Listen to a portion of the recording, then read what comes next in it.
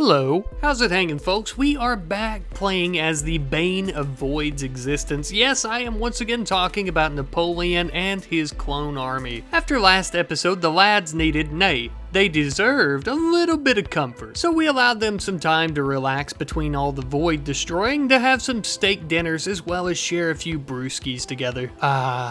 Relaxation. Alright, that's enough of that. Get your ass back to work. One of the first things we're focusing on once again today is our defenses, so we're building some more turrets as well as sandbags and barricades to go around them. However, with that being said, I'm gonna let you in on a little secret. You see those security fences? Yeah, those. Well, I didn't know it at the time, but apparently you can't shoot over those, so we ended up figuring that out later on. Whoopsie daisy. On the bright side though, we ended up having a trade ship passing by the planet who just so happened to be a bulk goods trader, and you know what that means. Yes, that is correct. Cloth! Thank God we don't have to wait on our cotton plants to grow, we can just buy it. And buy it we did, every last bit of it. We also ended up buying what little bit of plasteel that they had as well. Every little bit counts. Especially since it's so critical to our fusion bomb production, which is basically the only viable weapon we have to take down Void constantly. Thankfully now as well that we have enough cloth, we'll be able to deconstruct our old ships and use those resources as well as the cloth to build our new LAAT troop transport ships, which admittedly is going to take a very long time to build all three of them because they take a smorgasbord of resources. But eventually, after a while, we did manage to get our very first one done. And I gotta say, it's actually beautiful. I really like the textures on it, and I can't wait to drop some bombs out of it and kill all of those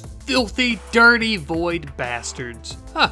Well, speak of the devil, it would appear that the Federation has either been absorbed by Void or signed some kind of agreement with them. I suppose it was inevitable that our enemies would come together after all the ass spankings that we've delivered to them both. They had some very odd-looking creatures among them, humanoid in nature, that our Spartan tailor actually described as Sangheli. Regardless of whatever these creatures were, or wherever the hell they came from, we were about to turn them all into dust and rubble. Dust and rubble? That didn't make any... whatever, you know what I mean. We're gonna kill all these Federation Void bastards just like we always do, baby. The first group to come and fall to the might of our clone army was the Void Associates, as they were the fastest in the entire group. Next up came the rest of the Federation soldiers, along with the Sangheli, who appeared to be leading the charge. They were much different than your average Federation soldiers. They were much more resilient to our blasters, but nonetheless, they fell all the same as their Federation comrades. We have yet to meet a foe who could stand up to our might, and I highly doubt we're going to meet one today. Foreshadowing. Napoleon and his men stood firm against our enemy until they were no more. But that was about the time that three large Void raids were dropping in right on top of us. The one group literally landed right on top of us, and then the other two groups seemed to land in our base. Thankfully, the majority of our troops were already pretty close together on the battlefield, so it was fairly easy to dispatch of the Void soldiers as well as their monstrosities. The other groups of Void soldiers that had landed within our base couldn't find any of our clones to try and kill, so I suppose they decided to steal anything they could and run away. But you know we couldn't just allow that to happen, so we had to engage in a firefight with them. Unfortunately though, at the end of this, Napoleon was fairly injured. It would appear though that his injuries were caused due to his armor breaking during combat, most likely from all the plasma blasts from the Sangheli. Speaking of which, we also decided that we would take one of them prisoner to try and interrogate them or possibly enslave them to clean our boots. You know, just whichever came first. I do have some good news though. It would appear that our solar flare shield does work against Void, so any solar flares that they can actually cause is basically useless when we have the shield operating, which also means that our turrets and other defenses are actually going to be useful against them now. Speaking of which, it was about this time when I was actually playing that I realized you can't shoot over the high security fencing, so we began deconstructing all of that around our turrets. Thankfully, we didn't really need them during that raid anyhow, as we had our full army here, but if we did, we would have been screwed.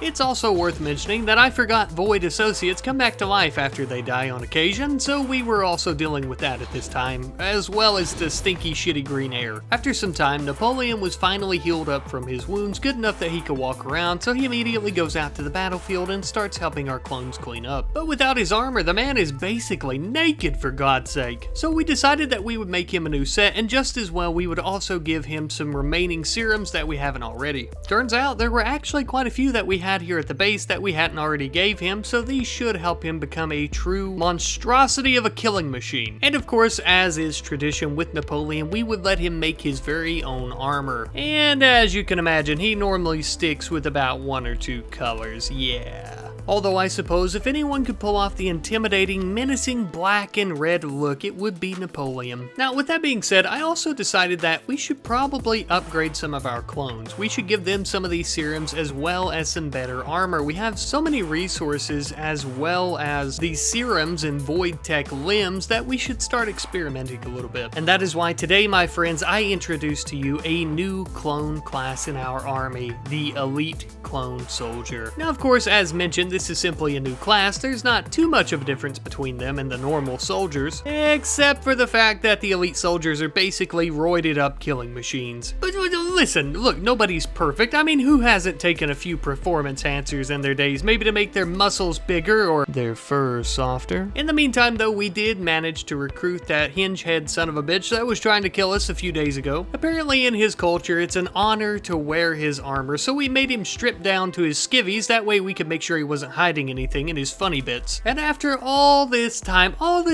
of killing Void and the Federation and, you know, checking out the St. Healy's funny bits and whatnot, a bit more than we should, we finally ended up completing all 3 of our LAAT troop transport ships, and God, does it feel good to finally have these ships back. I cannot wait to take them out on some raiding missions. And I can't make up my mind who we should raid first, the filthy UNSC or those damn dirty Federation bastards and their new hingehead pals. Or maybe we'll pay a little visit to Void for orchestrating the entire thing. Uh-oh, looks like we're going to have to put that on the back burner for just a moment as we have a manhunting pack of beautiful women.